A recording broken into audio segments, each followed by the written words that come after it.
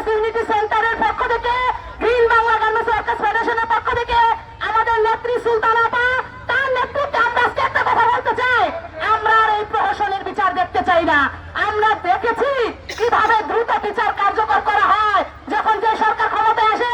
72 ঘন্টা ময়েশ্চার লোক সমৃদ্ধ লিলি বডি ওয়াশ, শিয়া বাটারের গুডনেস স্কিন রিপেয়ার করে রাখে সফট ও গ্লোয়িং। তাদের বিরুদ্ধে যারা কথা বলে তাদের জন্য কিভাবে দ্রুত ট্রাইব্যুনাল তৈরি করা হয়, তাহলে শ্রমিক হত্যা করে যারা তাদের জন্য কেন ইন্টারন্যাশনাল দ্রুতভাবে ট্রাইব্যুনাল তৈরি করা হয় না, কেন শাস্তি দেওয়া হয় না?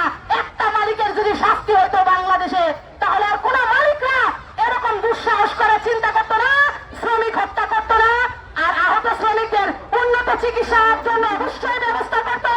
এই যে রানা প্লাজারের মালিকের যে সম্পদ, সেই সম্পদ হিসাব করে এই শ্রমিক যারা আছে তারাই এই সম্পদের ওয়ারিশ, তাদেরকে বন্টন করে দিত, তাদের আবাসনের ব্যবস্থা করতো, তাদের ছেলে মেয়েদের লেখাপড়ার শিক্ষার ব্যবস্থা করতো, তাদের চিকিৎসার ব্যবস্থা করতো। যারা নিহত হয়েছে কাজ করতে এসে তাদের পরিবার দায়িত্ব নিত। আমরা এলো কনভেনশনে 121-এর মানদণ্ড অনুযায়ী আমরা ক্ষতিপূরণ চাই। এই শ্রমিকদের দায়িত্ব সরকারকে নিতে হবে, এদেশের পুঁজিবাদী ব্যবসায়ী মালিকদের নিতে হবে, এবং যারা এখানে ব্যবসা করে লাভ করেছে, মুনাফা অর্জন করেছে, সেই সমস্ত বায়ারদেরকে নিতে হবে।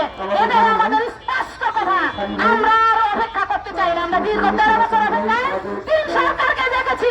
আমাদের আর অপেক্ষা করার সময় নাই। সরকার এবং মালিকরা যদি দ্রুত এই শ্রমিকদের অধিকারের জন্য কাজ না করে, দোষীদের শাস্তি দাবি না করে, তাহলে রানা প্লাজা তাজরিনের শ্রমিকরা এই অসুস্থ শরীর নিয়ে, তারা পঙ্গুত্ব শরীর নিয়ে তারা কিন্তু রাজপথে আন্দোলনের আবার দাবি জানাবে। 72 ঘন্টা ময়েশ্চার লোক সমৃদ্ধ লিলি বডি ওয়াশ, শিয়া বাটারের গুডনেস স্কিন রিপেয়ার করে রাখে সফট ও গ্লোয়িং।